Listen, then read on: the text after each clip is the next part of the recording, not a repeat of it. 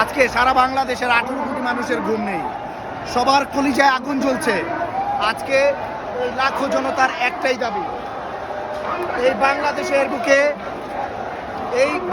বুকে যতদিন না পর্যন্ত হাদি হত্যার বিচার হবে ততদিন পর্যন্ত এই বাংলাদেশের প্রত্যেকটা মানুষের বুকে আগুন জ্বলবে। এই বাংলাদেশের মানুষের দাবি একটাই, হাদি হত্যার বিচার চাই। মাঠে নামছে একমাত্র একটা দাবি, ভারতের আগ্রাসন, ভারতের আধিপত্যের বাংলাদেশ থেকে দূর হোক এবং হাদি হত্যার বিচারের দাবিতে সবাই আপনারা আমার পিছনে যে